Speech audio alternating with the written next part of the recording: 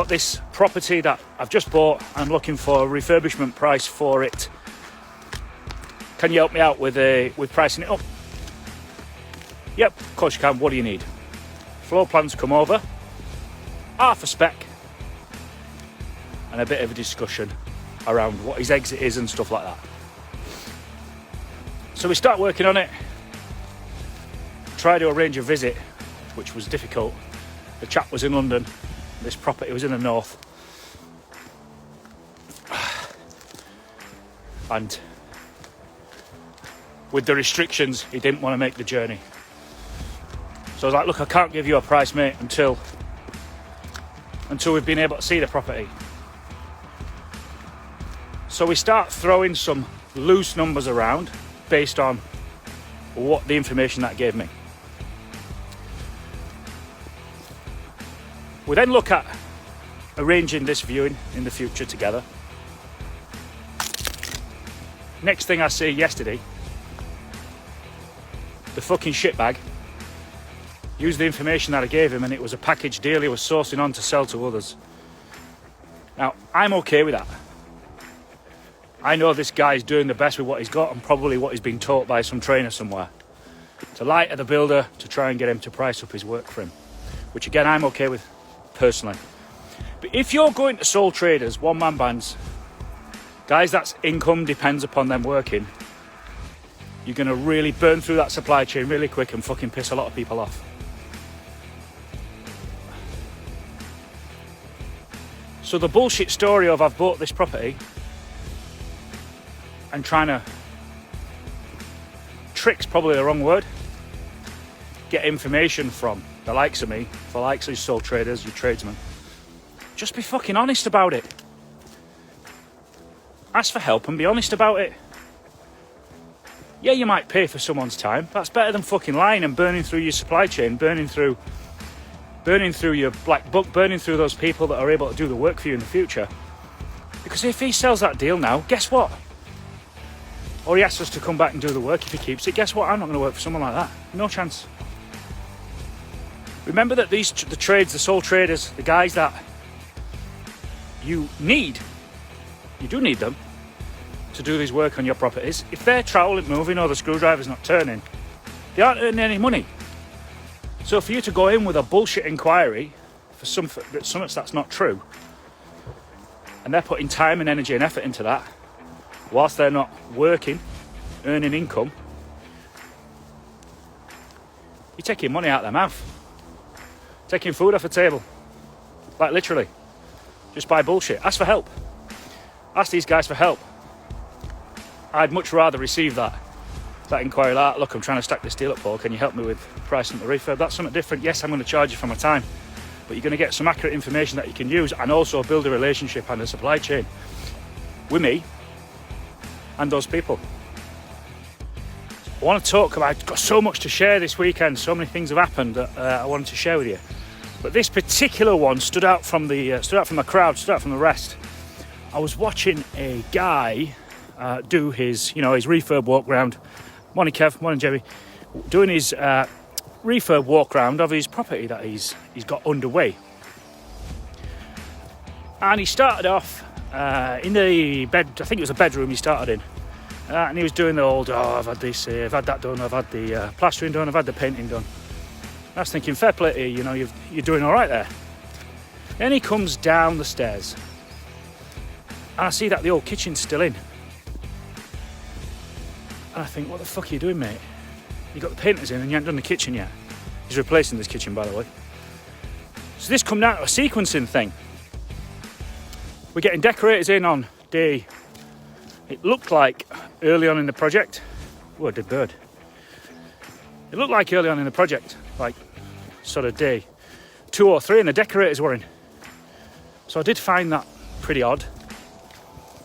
But then the decorator was painting around the old kitchen. Now what's going to happen when that old kitchen comes out is it's most likely going to bring some plaster or some render work with it. Most likely. And therefore plaster's going to have to come back, decorator's going to have to come back, blah, blah, blah. And whilst there's still demo works to do, there's still going to be scuffs that happen on walls, all stuff like that.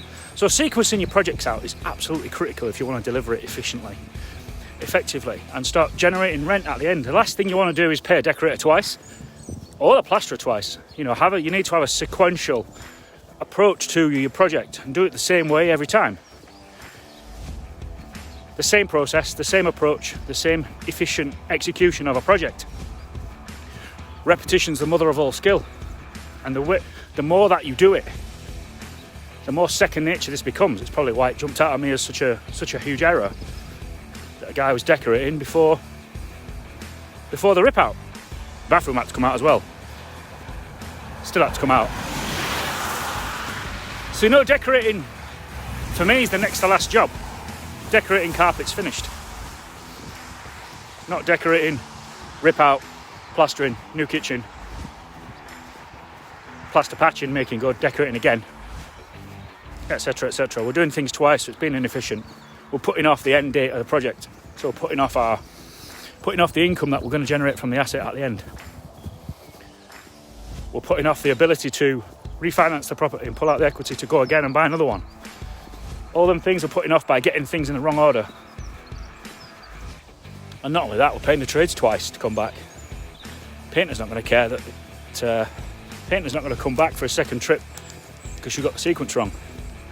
So getting this sequencing right is critical.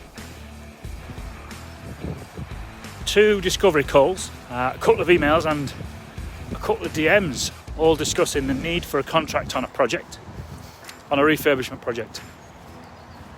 What type of contract do I need? Do I need a contract at all? What's the best type of contract? All these types of questions are coming in. Now, the first point I want to make is the necessity for a contract is paramount. That's probably the best word I can think of.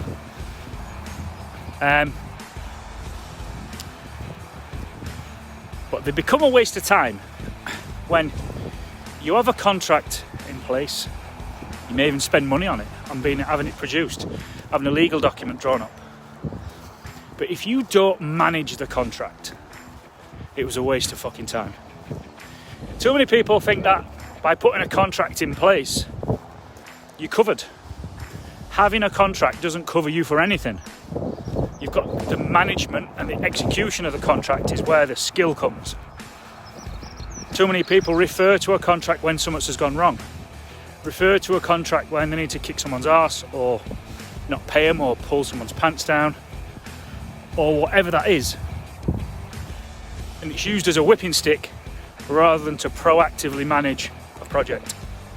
And that's where its power comes. So what needs to be in a contract? Often a follow-up question. So your contract needs to be based around a set of really basic, simple principles of specification, time, which is your biggest one, mechanics for a variation procedure, which is a fancy word for extra, what's going to happen in the event of, payment terms, that needs to be in there, and the price. So if you can gear your contract around those principles, it doesn't really matter what type of contract that you have.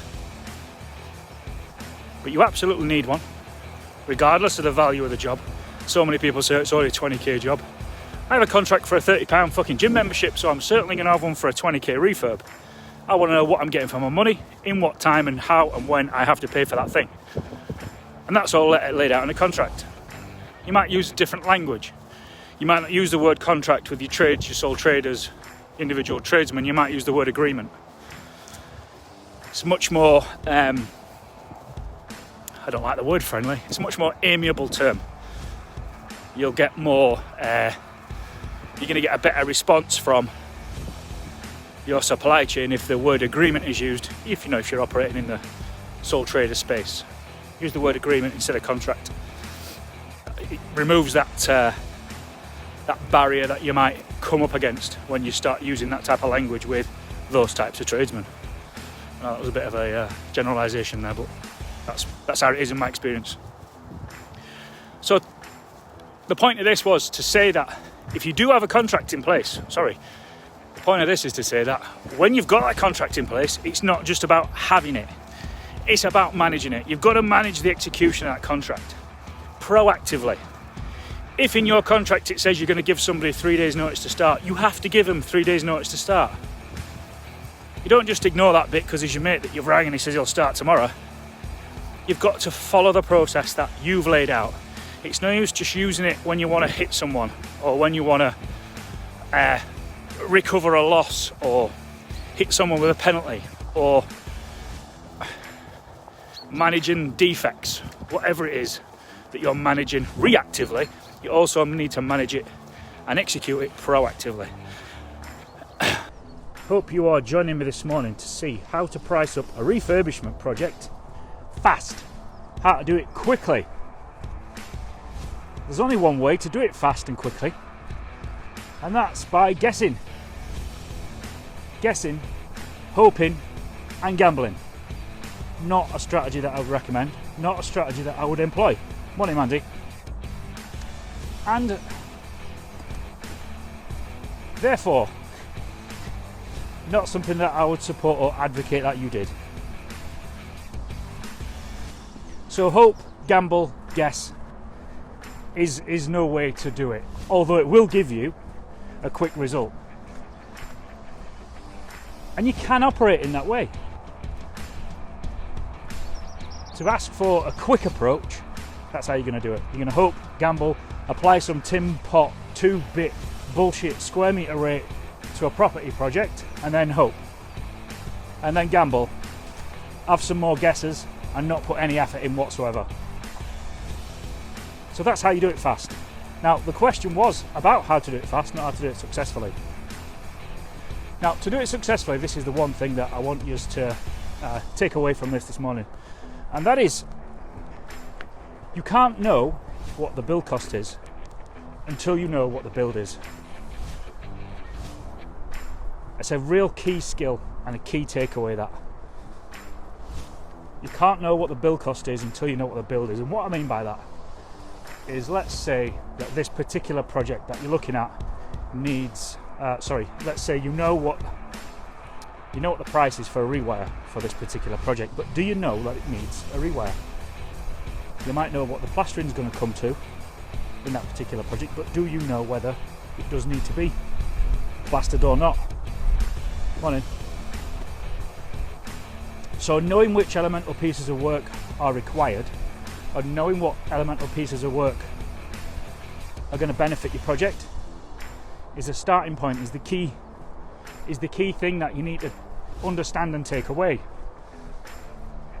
If you can get this skill set, if you can use this skill set to be able to identify defects properly, then you're going to stand yourself in much better stead to be able to price up the thing that you're looking at, as opposed to just running around and missing stuff. Too many people go at property viewings and trying to price up the refurb at the viewing. Now, I've been in this game a long time and I can't do that. So I know that someone that's been and done a property course and learned how to buy property with other people's money can't do that. Unless they come with the skills and experience required to do that. I guess my point is do the work. That's the answer. The answer to the question is do the work. You can't just go at this thing with a guess, gamble and hope. Do that viewing, gather, collect all the information that you require. Morning, Jason. All the information that you require in order to price up that piece of work. Don't try to price it up on the viewing, because you ain't got time. You ain't got time to do that. And this is where the mistakes are made. People go and do a viewing. I've seen people do a viewing and then they offer there and then, which is okay if that's your strategy. If you're a hobbyist, that's fine. You'll hear about that in my book that I've just written. Difference between a hobbyist and a professional. But if you're in this thing to make money, to make profit, money, Kev, make money, make profit, make a business out of this thing. Whether you're flipping, whether you're adding value to release the equity, and you're going to start building a portfolio, whether you're doing that or you're buying, renovating to sell, then you need to have a professional, proper approach to this. You need to know what that adding value cost is going to be. when you've bought the property. You have to do that. There's no use hoping, no use guessing, no use applying some Facebook formula, or ask the property group to price it up for you, or to send photos to your builder that you've took off Rightmove and say, how much is this? None of these things work. You have to do the fucking work. I've pulled the iPad up because I want to explain something about when you write your programmer works for your project that you might be doing. So let's say that we're going to give it a period of, let's say 28 days. It's a typical program duration. Don't know what I'm there. Let me get rid of that. So a typical program duration would be 28 days. Now, at some point within that, the kitchen will be fitted. This is the pain point that we have right now. And it's about, off the top of my head, let's say it's somewhere around about here. Let's say that is day 21. I could be wrong. I'll just give this example. So on this day might be kitchen fit. Now the issue, the issue that we have on this particular project is that the client is providing the kitchen. He's got his LMPG thing, discount sorted, thinks he's saved more money than the builder, so he's took on the risk of providing that kitchen. Now here's where that all goes wrong. So 2 days before, which would have been 19, the system that we have in our business would have sent out a email, reminder, message, progress report, telling the client that kitchen needs to be on site for 21 for the day that the kitchen is getting fitted. So our joiner, our carpenter, kitchen fitter is arriving on day 21.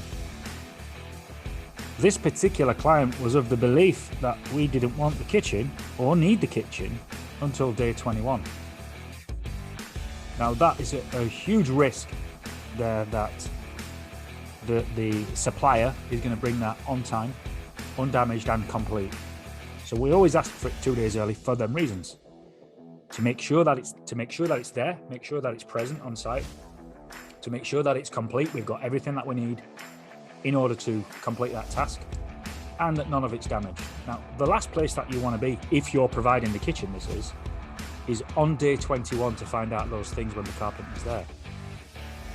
The last place you want to be is the kitchen fitter saying that it's damaged, or it's incomplete, or it's late, or it didn't turn up. Now, do you see that these things, if those things happen on day 19, we've got 2 days to try and resolve that so that we're not going to incur any losses here. This is a big problem now for your tradesman. If the tradesman turns up on kitchen fit day and we have one of these issues here, he's got a decision to make, and that decision might be to fuck off to another job.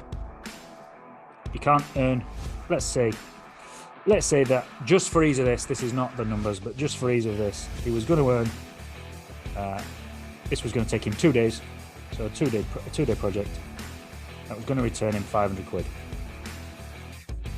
Let's say that was his intention. Now, if any of this happens, he now can't do that. He can't get that. He can't do what he said he would do in the period he said he would do it in. Because you have failed as the client, as the supplier. You've failed your tradesman in not providing the materials that he needs in order to do his job, in order for him to do, and for him to complete the task that he said he would do, in the time period that he said he would do it in. So either go somewhere else on another project to try and earn the money that he was supposed to be earning that week, or you could be in a position where you're getting charged for what's known as downtime or abortive costs. So he's booked that time out in his diary. So effectively, you're the one, the client, the kitchen provider, if you're providing the kitchen in this example, you're the one that's not done what you're meant to do in this relationship. So your failing is meaning that the kitchen fitter can't earn the money that he's due to earn in that day. So as I say, he's either going to go somewhere else or charge you for his time, whichever one of those things it's going to be. Now, the further knock-on issue and impact that this is going to have, that's the smallest problem that you have right there. So again, we're on day 21, the kitchen was meant to go in. So in this period here, in the last 7 days, we've perhaps got decorators booked in, Sparky, plumber for second fix, carpenter to do his second fix, so it may be another carpenter to the kitchen fitter, carpets, all these things that were going to take place in this period. Now, if day 21 was due to finish on day 23, we've now got these 5 days here for these guys to carry out their pieces of work.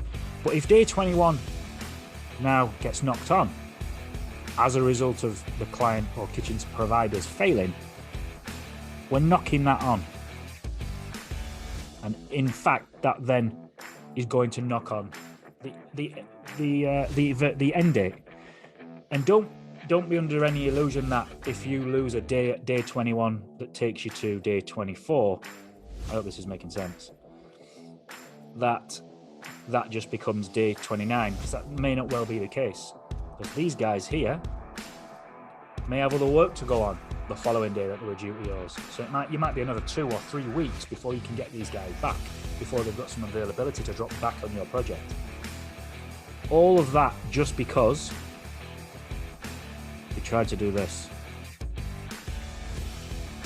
Labour only. You've really, really got to know what you're doing if you're operating in the labour only space.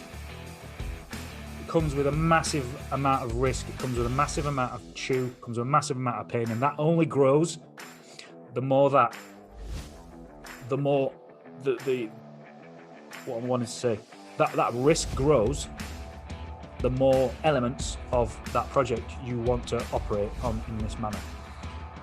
Howdens, whilst I believe Howdens are a fantastic supplier, I genuinely do. We buy all our kitchens from them, and I always recommend my clients buy them from them. But we take control of that, and we take control of it so we're absorbing that risk into our business and not putting that on the inexperienced client or the inexperienced landlord that might get this wrong. There's always something missing at Howdens. Always. Whenever you get a delivery, there's always a bit missing. It means you've got to come back or go get it changed or whatever. Don't get me wrong, that customer service support that they give you, there's never any chew with that.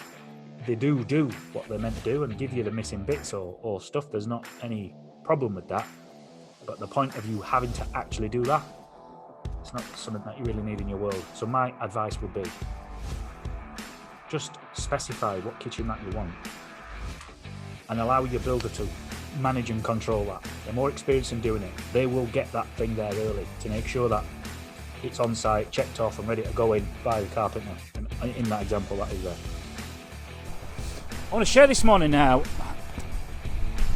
a decision that a client has made with us this morning, which was the right one, which was really warming and refreshing also, to actually see a client that takes the builder's advice when it comes to a piece of work or variation extra. The piece of work, if you've been following one of our projects that we've got on the go, one of the spine walls in the property sunk a little bit. He knew this when he bought it, but he had a certificate of structural adequacy, which basically means this wall's not going to move anymore. But as a result of that wall moving, the centre wall, the floor joists have dropped a little bit. I want to say a little bit, they're probably 15 mil over, what would the span be, about 7 metres. So whilst it's noticeable, all the houses in that street are the same. They're all the same. So he asked us for a price to repair this thing. We've gone down into the basement. The basement's got access. So we've gone into the basement, and these joists happen to actually have woodworm and required some treatment. So we gave him some treatment, and he then came up and tried to make the decision to straighten up these joists. And we had a number of options for him. It was pick them up at one side, lower them at the other side. But, you know, there was no getting away from the fact that the whole thing needs to be replaced. So to replace the whole ground floor and renew the flooring, so this is the ground floor joist and all the flooring, we submitted a quote to him. I think it was 7,300 quid, something like that. And that was because of the stage we were at with the project. The first fix electrics has been done, the first fix plumbing's been done, and all that work had been tacked and fitted to the underside of the joist. So that would have to all be come off and then be put back. Then there was some masonry work to do, some making good masonry where the joists were pocketed into the wall, the old joists. So we've gone back to him and said, look, these joists are sound, they're fine, they've been treated. Yes, there's a little slope on the floor. What are you doing with the property? Well, I'm renting it out. So he's renting this property out, and this extra cost was going to take him over his budget. So our advice was to leave them exactly as they are. And he ummed and ahed for a couple of days, went and spoke to his estate agent or letting manager that's going to be looking after the property, and they was like, look, all the houses in the street are like that, and all these rent out fine, there's nothing structurally wrong with them. Whilst if you put I don't suppose you could play golf in there or roll legs around on the floor, but that was our advice, leave it as it is. And he took it, which was fantastic. So the project can now progress in accordance with the plan. We ain't got a dick about rescheduling, we ain't got a dick about reordering stuff, we ain't got a dick about getting Sparky back, getting Plumber back, taking all the services back off the joist, to take them all out, put new ones in, adding time onto the programme, adding time onto the project, and removing his ability to get it rented out at the back end, and removing his ability to refinance it at the back end as well. So he made the right call, which was fantastic. But having all these projects on all at once, to do that, to be able to do that successfully and profitably, you need to have a system and an approach to be able to do that. You can't just wing 5 projects at once. Well, you can, but it's not going to end well. So having an approach to these, we need to have programs of works that all overlap. Morning, Graham. So you can see what's going on where at any given point.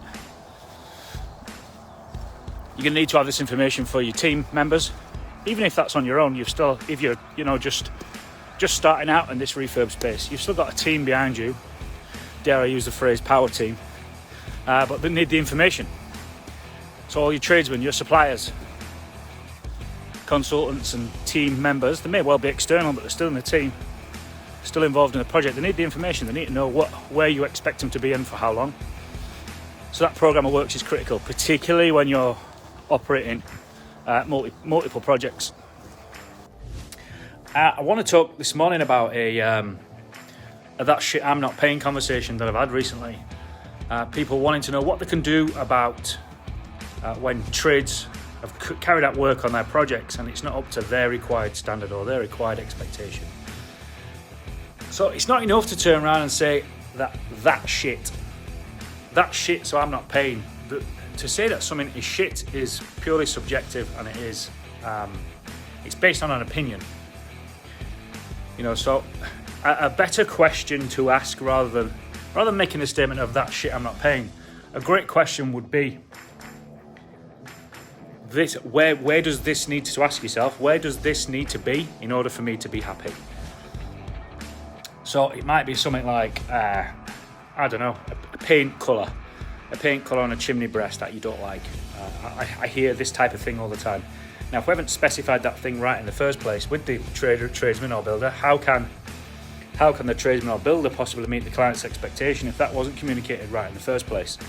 So that's the first takeaway, really, is to get that specification right. And in that specification, you're going to be designating, should I say, you're going to designate your products, the quality of the products, the standard of the products, what you expect in terms of finish, colours, styles, ranges, whatever those things are, they need to be specified if they're important to you. But it's not enough to let a tradesman or builder carry on with a project, get all the way to the end, and then you say, that's shit, I'm not paying. Because the word shit is very descriptive, it's very subjective, it's very opinionated, and it's not factual. So we need to be saying facts. You know, if a socket's not level, then the socket's not level. It's just not shit. So what needs to be in place for you to be happy is for you to straighten up that socket if you see the difference. So it's so easy to walk around snagging. Snagging's the easiest thing in the world to do, by the way. You can walk around a project and point at stuff and go, that shit, that shit, that shit, that shit. I'm not paying for that. But we need to be factual in these snags, be factual in the way that we describe them, and be factual in what we communicate. That's so critical, so important if you want a result, that is. So to say that something is shit isn't really, it's not enough. It's not enough. We need to be more descriptive and more factual. We've just turned down a £23,000 project in my construction company, and I wanted to share with you the why behind that. So we in my construction business, one of the services that we operate, one of the services that we allow our clients to do is to carry out the full refurb, and we pay for it. Now, what I mean by that is we give them such great payment terms that we can deliver a project. If it's a 4-week job, that is. Right. So let's say it's a 4-week job on a 2 up, 2 down mid-terrace. Bread and butter, piece of piss. You know, in 4 weeks, 5 weeks, it's going to be done. So what we do is at the 4 or 5 week point, we then issue the invoice with 4 weeks terms on it. So we say, this is day 30, here's my invoice, it needs paying within 28 days. There's a premium charge for that service, of course there is. But with that said, what it allows investors to do is to deliver a project using my money, using my cash flow. It gives them that time, that period to be able to refinance, to then pull the money out of the deal and pay me. And that's one of the services that we do. But this particular guy, we was chatting yesterday actually, during the 2 hours that I was awake, and I slept the rest of the day.